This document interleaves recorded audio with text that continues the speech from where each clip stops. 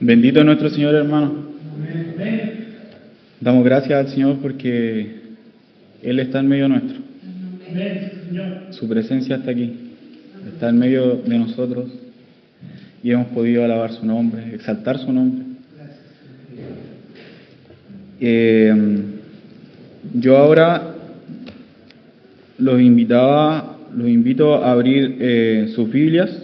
Principalmente voy a hablar un poco de lo que Pablo nos enseña en Gálatas, capítulo 5,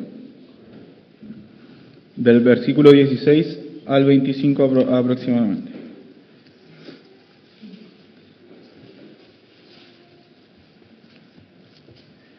Pero antes de llegar a esos pasajes, vamos a leer Efesios 2, 8 y 9.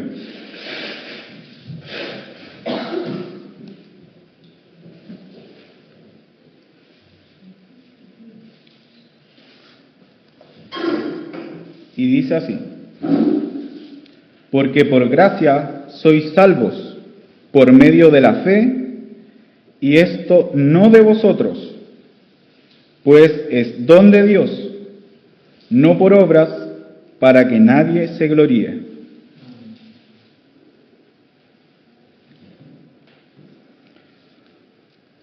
Luego podemos leer en Romanos 3:28 una afirmación de Pablo,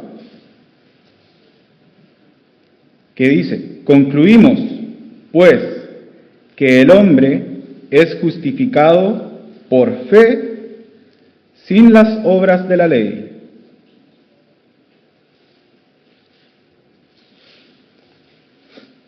Entonces, ¿qué queremos decir con esto, hermano? ¿Qué quiere decir esta afirmación que somos justificados por fe? Uno podría pensar que solo con el hecho de creer no tenemos que hacer nada más, que ya somos salvos por gracia. Pero más adelante vamos a ver que también nosotros como hijos de Dios tenemos una participación en esto. Y el hecho de que esta afirmación que somos justificados por fe quiere decir que no somos aceptados delante de Dios por nuestras obras,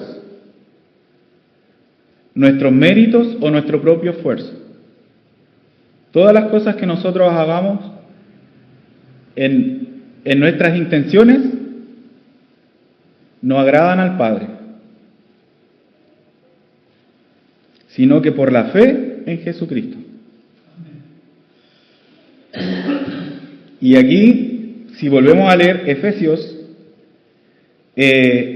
incluso podemos darnos cuenta que la fe no viene por nosotros. La fe, dice, por medio de la fe, y esto no de vosotros, no es producto de nosotros mismos, sino que es un don de Dios. La fe viene por Dios. Entonces, si somos justificados y santificados por fe, la pregunta es, ¿qué es lo que tenemos que hacer ahora? ¿O qué podríamos hacer? Si por el hecho, o para ser justificados, solo tuvimos que creer. Y para alcanzar la santidad o experimentar la santificación, no tengo que realizar esfuerzos humanos. No tengo que yo esforzarme para alcanzar esta santidad en Cristo.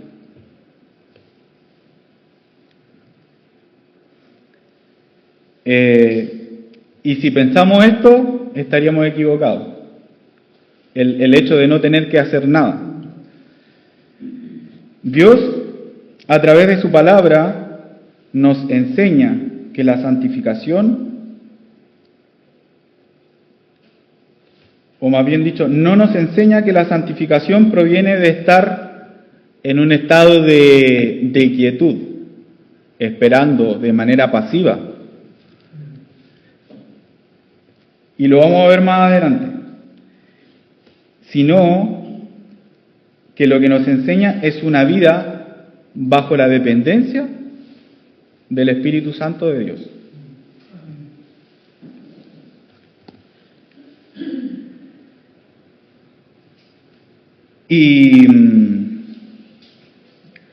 Y para poder, de alguna manera, hacer un nexo o entender esto, tenemos que relacionar que la fe, la santificación, que es por fe, también es santificación por el Espíritu.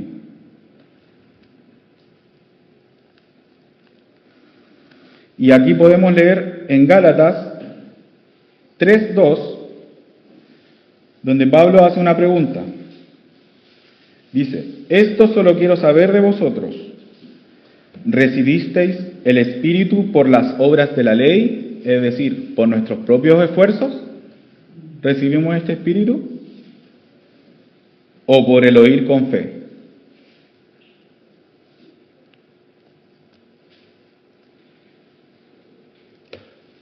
El Espíritu nos fue dado porque en principio recibimos al Señor, como dice Efesios nuevamente, por gracia sois salvos, por medio de la fe en Jesucristo.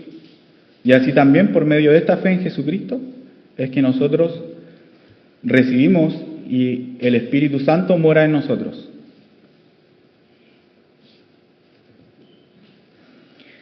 Y aquí Pablo continúa desarrollando esta verdad. Luego de explicar que la vida del creyente comienza por la fe en Jesucristo, pero luego nos muestra cómo continuar esta vida cristiana. Y aquí vamos a empezar a leer Gálatas 5:16, donde Pablo de alguna manera ocupa el verbo andar de manera imperativa. Esto quiere decir que es como una instrucción, es una orden, donde dice: digo pues, andad en el Espíritu, y no satisfagáis los deseos de la carne.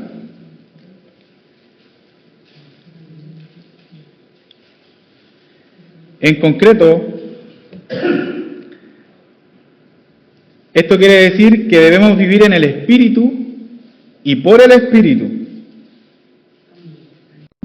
Por fe quiere decir que no hago yo, no vivo según mis esfuerzos, sino lo que el Espíritu Santo que mora en mí es lo que produce.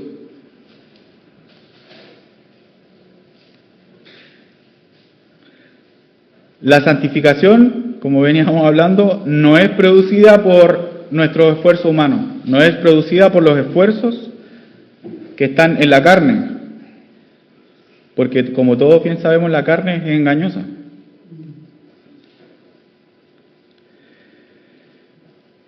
Entonces, con esto que hemos leído hasta el momento, ¿qué es lo que tenemos que hacer? ¿Qué es lo que deberíamos hacer?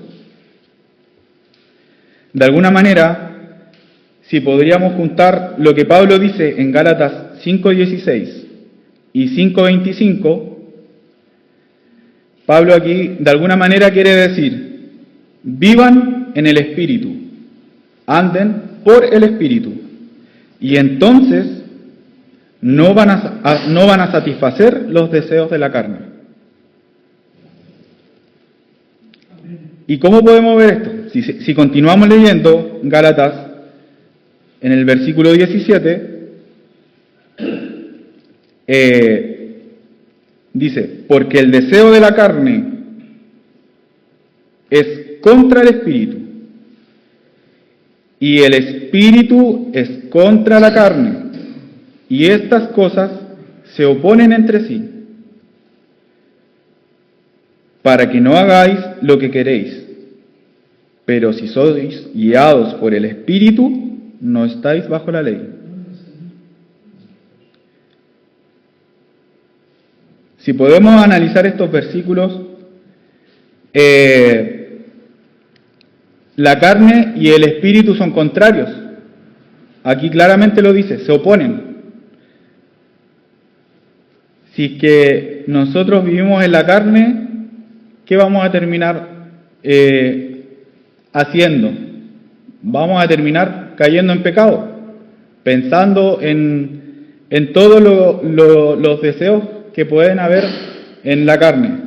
Pero más si vivimos en el Espíritu, vivimos en el Espíritu y por el Espíritu y somos guiados, conducidos por el Espíritu, vamos a dar un fruto que más adelante también lo vamos a ver. Entonces, lo que podemos lograr de alguna manera entrever en estos versículos es que el único que puede derrotar nuestra carne no somos nosotros, sino que el Espíritu Santo que está en nosotros, porque aquí, como bien dicen los versículos, el Espíritu es contra la carne.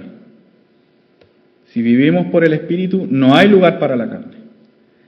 Y así también, si vivimos en la carne, no habría lugar para el Espíritu.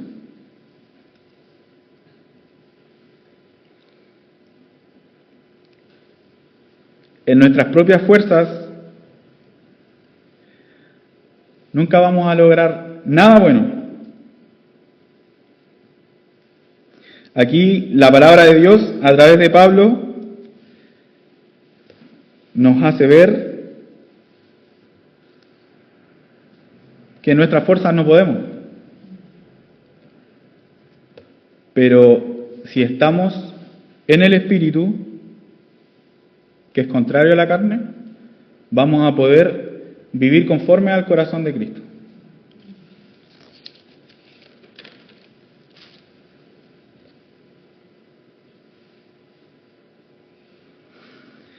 Pero, ¿qué si fuera que el caso contrario?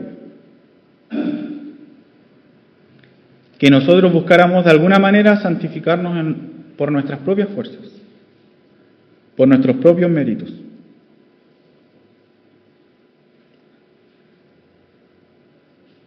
Aquí el resultado no va a ser la santidad, sino que lo único que vamos a hallar es pecado.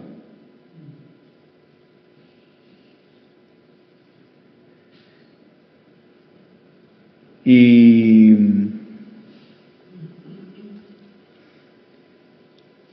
podríamos leer Romanos 8:5, donde dice, continuando con esta idea, dice, porque los que son de la carne piensan en las cosas de la carne, pero los que son del Espíritu, en las cosas del Espíritu.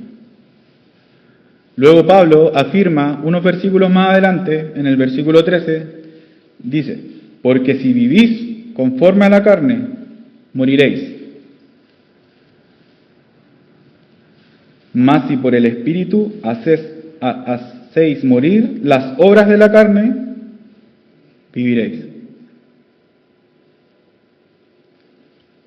Aquí de alguna manera Dios es tajante en esto. No tenemos que vivir por nuestra carne, por nuestros propios esfuerzos, por nuestro propio mérito.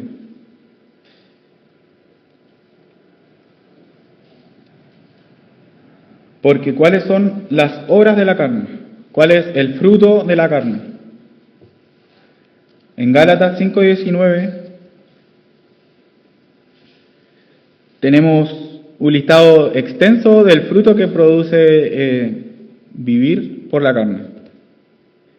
Dice, y manifiestas son las obras de la carne, que son adulterio, fornicación, inmundicia, lascivia, idolatría, hechicerías, enemistades, pleitos, celos, iras, contiendas, disensiones, herejías, envidias, homicidios, borracheras, orgías y cosas semejantes a estas, acerca de las cuales os amonesto, como ya los he dicho antes, para que los que practican tales cosas no heredarán el reino de Dios.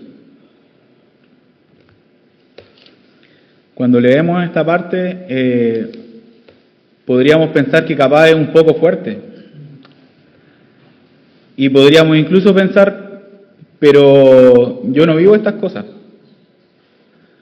O esto no aplica a mi vida.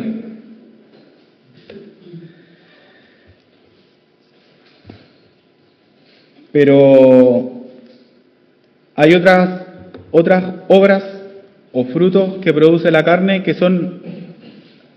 uno pensaría que o las mira como que fuera algo medio medio suave, que capaz no aplica a esto.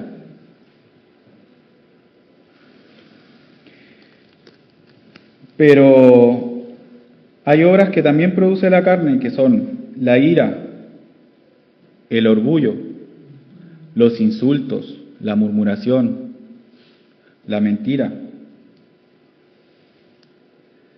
Y hay un gran listado que incluso podemos leer en 2 de Timoteo 3, del 2 al 5,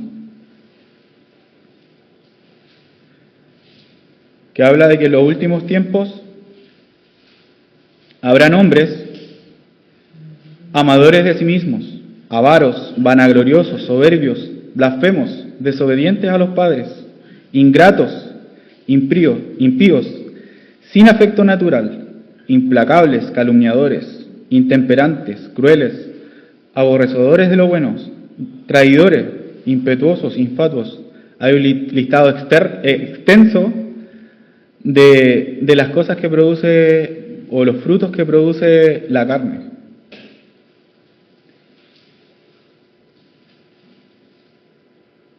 Que si de alguna manera podemos ver, capaz esto uno podría decir, sí, capaz esto encaja un poco con lo mío. Porque claro, como bien decía acá, hay cosas que capaz son un poco más fuertes, pero también podríamos caer en ellas cuando caemos en nuestros propios esfuerzos y no está Cristo en nuestra vida, no está Cristo morando en nosotros, su Espíritu morando en nosotros.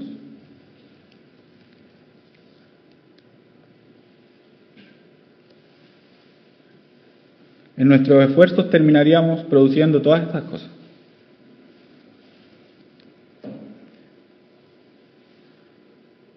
Pero cuando andamos por el Espíritu producimos un fruto que tiene varias virtudes o características o componentes que son conformes al corazón de Cristo. Y un fruto, ¿cómo se produce un fruto? Uno podría producir un fruto de manera artificial. Yo podría crear una manzana ahora. Difícilmente y casi imposible. Yo creo que es imposible. Pero el fruto crece y se forma de una sola manera. Se forma y crece como consecuencia de una vida conectada a la fuente de vida. Y acá incluso lo podemos ver de Jesús mismo en Juan 15, 5, cuando afirma, dice, el que permanece en mí y yo en él, éste lleva mucho fruto, porque separados de mí nada podéis hacer.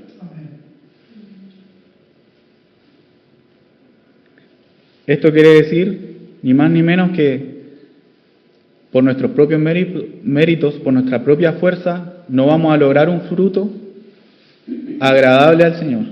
No vamos a lograr un fruto digno del Señor. Vamos a lograr todas estas cosas, este listado extenso de cosas que nos agradan al Señor.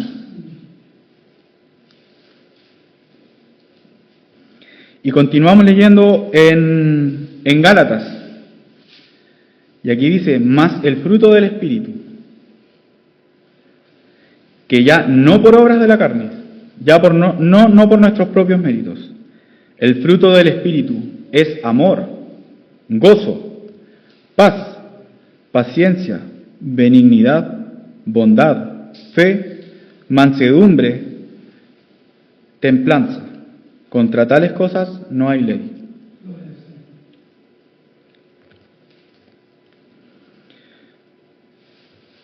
Aquí vemos componentes, distintos componentes, virtudes que componen este fruto. Y estas virtudes se manifiestan de una única manera.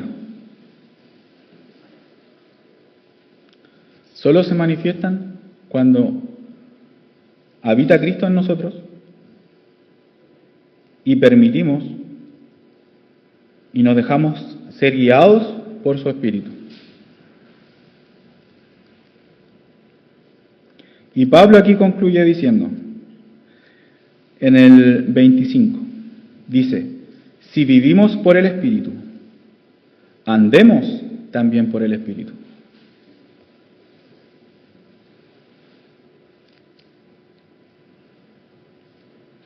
Entonces, esto nos habla de un principio y un fin, que de principio a fin tenemos que moldear nuestro carácter o tener el carácter de Cristo y vivir en el Espíritu. Y el carácter de Cristo se ha formado en nosotros y va a ser formado en nosotros siempre y cuando estemos en el Espíritu.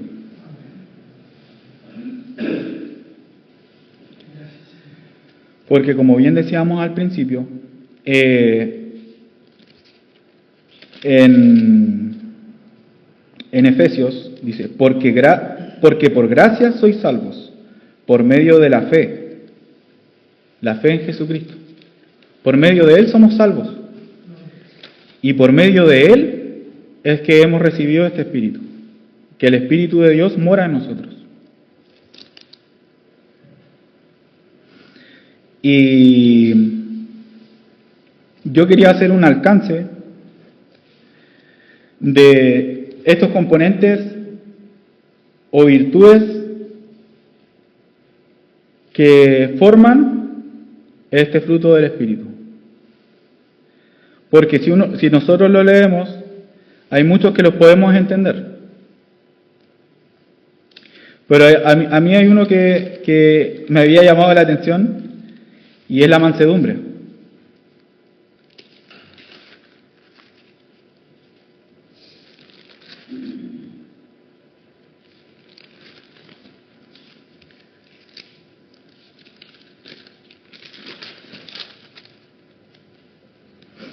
Bueno, y a todo esto, ¿por qué no tenemos que vivir en nuestros propios méritos, en la carne, como bien decíamos?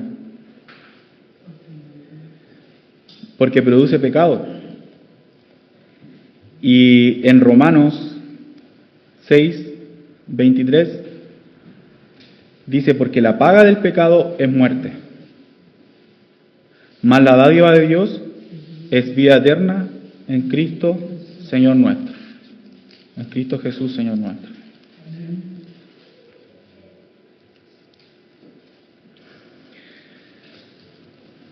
Y como les decía, a mí este componente me había llamado la atención porque al principio yo decía, ¿y qué es la mansedumbre?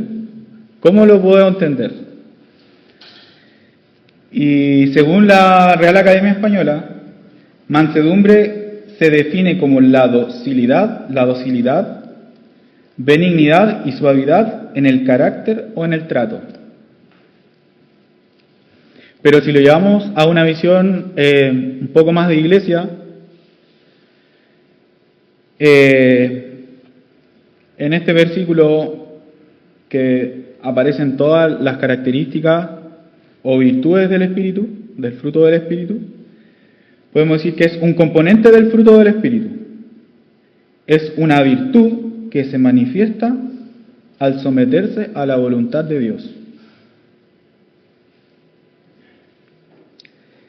Y ni más ni menos se podría definir con estas palabras, que es la fortaleza o la fuerza bajo el control.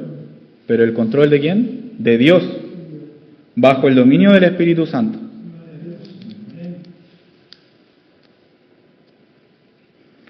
Y aquí en el mundo se suele confundir la fuerza con agresividad,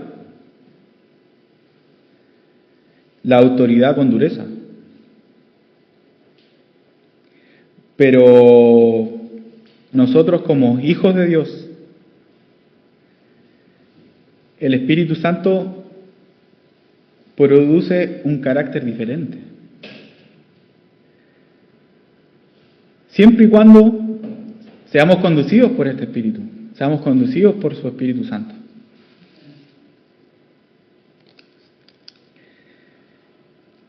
¿Y qué es lo que produce? Bueno, el fruto del Espíritu. Esta cantidad de componentes. El fruto del Espíritu produce una serie de virtudes que son poderosas y transformadoras en nuestra vida.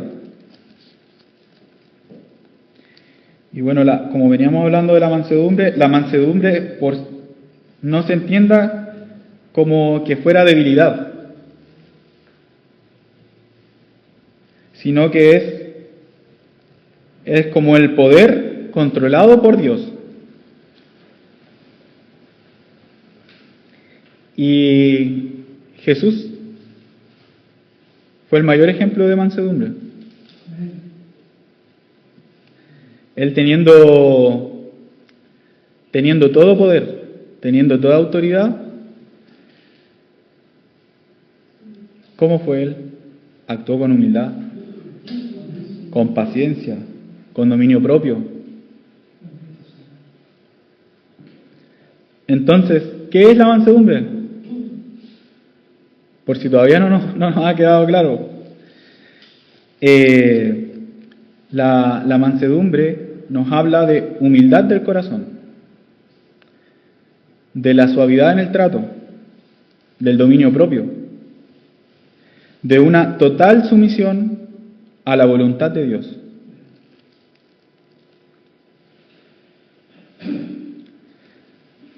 En Mateo 11:29, Jesús dice: «Llevad mi yugo sobre vosotros y aprended de mí, que soy manso y humilde de corazón».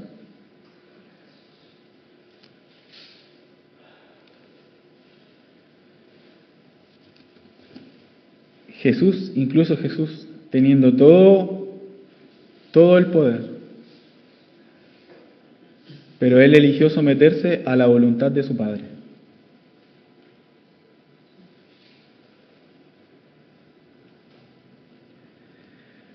Pero si leemos acá, menciona manso. ¿Y a qué nos referimos con manso y mansedumbre? Manso describe a la persona, a una persona que no actúa con violencia, que tiene humildad, que sabe controlar su enojo, que trata a los otros con amor al prójimo. Y en la Biblia incluso tenemos ejemplos de personas que fueron mansas. En Números 12:3 dice: «Aquel varón Moisés era muy manso, más que todos los hombres que había sobre la tierra». Y todos sabemos que Dios lo vistió de autoridad. Él tuvo que guiar al pueblo de Israel. Pero no dependía de él, sino que dependía de Dios. Él siempre fue guiado por Dios.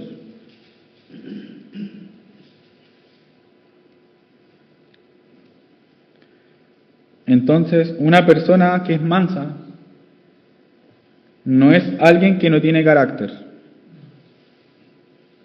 no es debilidad, sino que es una persona cuyo carácter está gobernado por el Espíritu Santo.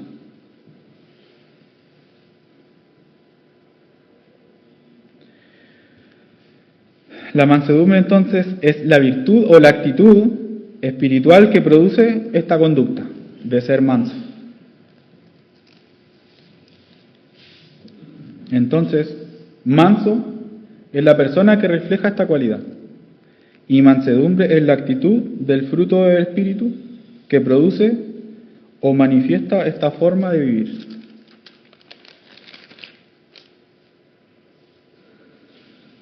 Y como bien decíamos, Jesús fue el mayor ejemplo de mansedumbre.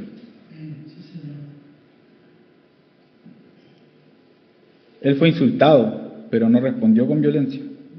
Él fue traicionado, pero no actuó con odio. En más, en la cruz, ¿qué fue lo que dijo? Dijo, Padre, perdónalos, porque no saben lo que hacen.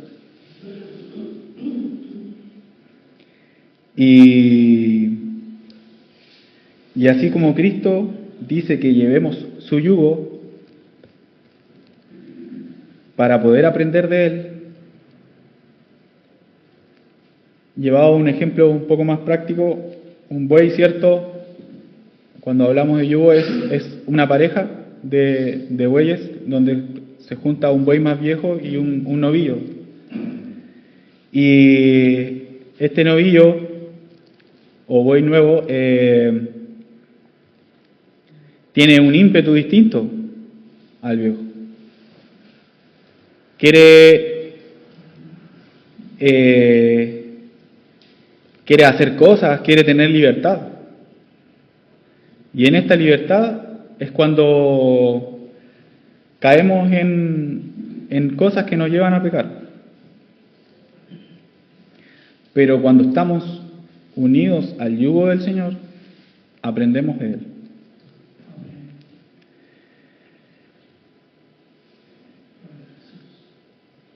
Cuando estamos unidos a este yugo, terminamos imitando, o este buey termina imitando el comportamiento de este buey con experiencia. Termina imitando o igualando el comportamiento. Asimismo nosotros tenemos que mantenernos en Cristo. Como bien decía, permaneced en mí y yo en Él. Y daremos mucho fruto, porque sin Él o fuera de Él, nada podremos hacer.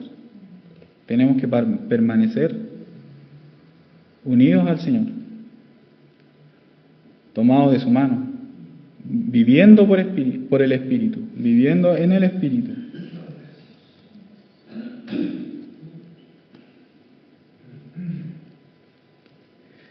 Así que eso, hermanos, yo al menos lo instaba o que reflexionáramos en esto todos, porque cual más, cual menos, de alguna manera, a veces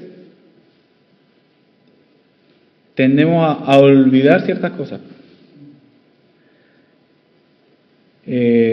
por las circunstancias, por todo lo que podemos vivir a nuestro alrededor. Pero no podemos apartarnos del Señor. Tenemos que estar siempre conectados a Él, porque Él va a producir este fruto tan glorioso en nosotros. Y vamos a tener vida. Y para terminar, Mateo 5:5 dice, bienaventurados los mansos, porque ellos recibirán la tierra por heredad.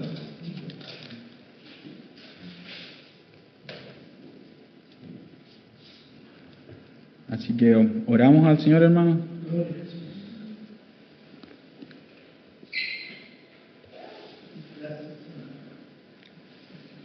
Bendito es tu nombre, Señor.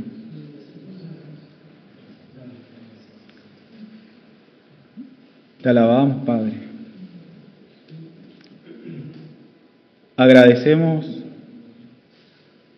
tu sacrificio, en primer lugar. Que es por ti que nosotros somos salvos. Es por la fe en Jesucristo es que somos salvos, que podemos tener este espíritu. Ayúdanos a permanecer en Él, a permanecer en ti, para no producir estas obras de la carne. Porque como bien leíamos, para nada son provechosas. Llevan al pecado y la paga del pecado es muerte. Te alabamos, Señor, te bendecimos. Sigue tú obrando en nuestras vidas. Sigue tú hablándonos. Sigue tú conduciéndonos a través de tu Espíritu, guiándonos a través de tu palabra, a través de tu Espíritu Santo. Bendito es tu nombre, Señor. Te alabamos y te bendecimos, Jesús. Amén.